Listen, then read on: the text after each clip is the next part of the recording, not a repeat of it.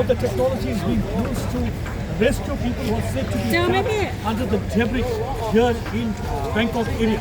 Earlier they used robotic glue. Now this is a robot that is being used. This will be sent inside because it has got the light mounted on it. It has got the camera, and with the help of the camera and with the help of the light, they will be able to track and locate people who are inside. Because here human eye cannot reach, this robot will be able to locate people.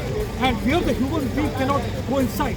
This robot will be able to go inside. So every area will become accessible. Earlier we had shown you how the robotic mule was used, but now this robot specially designed for the purpose that has been brought onto this place. Besides sniffer dog, now these robots will be used to track down people. About 100 people are said to be missing and said to be trapped inside the building, and where the rescue operation.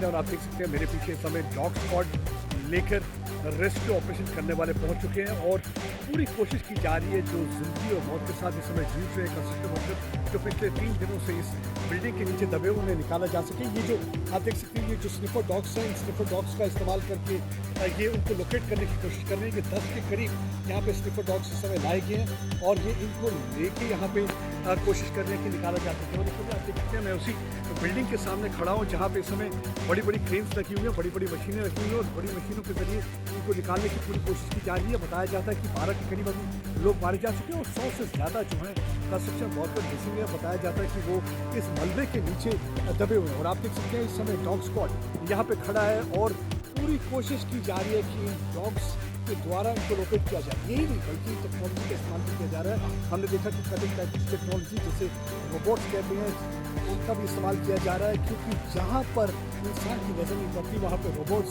Sensor द्वारा देख सकता है। यही एक वजह है कि robots का इस्तेमाल किया जा रहा है। मैं आपको दिखाता हूँ कि किस तरीके से यहाँ पे इस समय पूरी कोशिश की जा रही है। तीसरा दिन और हर लम्हा जो है बहुत ही कीमती है। उनके जो परिवार के सदस्य हैं बहुत ही बेसब्री से इंतजार करें कि कोई उन्हें खुशखबरी मिले, क्योंकि कल देर रात में एक बॉडी मिली जो कि ऊपरी तह में जो है मलबे की दबी हुई थी, उसे निकाला गया। अब यहाँ पे 12 के करीब मारे जा चुके हैं। बताया जाता है कि 32 से 35 के करीब जो जख्मी हैं जिन्हें अस्पताल पहुँचाया गया और कुछ लोग अपने घरों में जा चुके हैं और 100 से ज़्यादा अभी भी मिसिंग है। और यहाँ पे इस समय आप देख सकते हैं कि डॉग स्क्वाड पहुँच चुका है। सुबह का वक्त है और यहाँ पे डॉग स्क्वाड की पूरी कोशिश है कि किसी तरीके से वो जल्दी से जल्दी आपको मैं एक बार फिर से आपको डॉग स्क्वाड की विजुअल्स दिखाता हूँ कि यहाँ पे डॉग स्क्वाड है और ये देखिए किस तरीके से यहाँ की पूरी कोशिश है कि मलबे के नीचे जो लोग दबे हुए हैं उनको निकाला जा सके।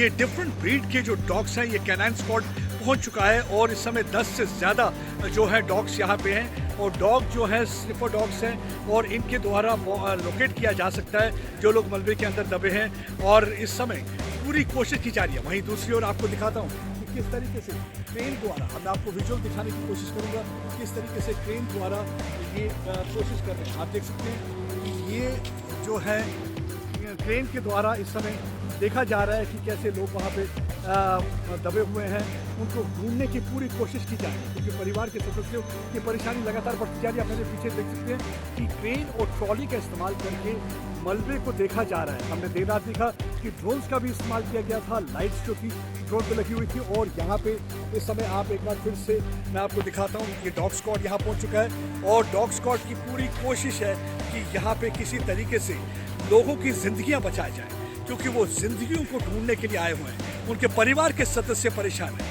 हर लम्हा कीमती, हर मिनट कीमती। जैसे जैसे वक्त बीतता जा रहा है वैसे वैसे उनकी उम्मीदें टूटती हुई नजर आ रही हैं। अब देखते हैं कि किस तरीके से ये कामयाब होते हैं, क्योंकि बहुत ही मुश्किल और कठिन है। ये 30 मंजिला इमारत थी जो कि भूकंप के आने की वजह से ढह गई, ताश के पत्तों की तरह बिखर गई और उसके साथ साथ कई लोगों की जो उम्मीदें हैं वो भी चकनाचूर हो गए और कई परिवार बिखरते हुए नजर आ रहे हैं। और ये देखिए किस तरीके से, एक बार फिर से मैं आपको ये दिखाता हूँ, ये डॉग स्क्वाड पूरी तैयारी में अब ये अंदर जाएगा और ये स्निफर डॉग्स लगातार इस्तेमाल किए जा रहे हैं इनको ताकि लोकेट किया जाए। और ये जो टुकड़ी आ चुकी है यहाँ रेस्क्यू टीम की, इस समय यहाँ पे इनको ढूंढने की पूरी तैयारी में।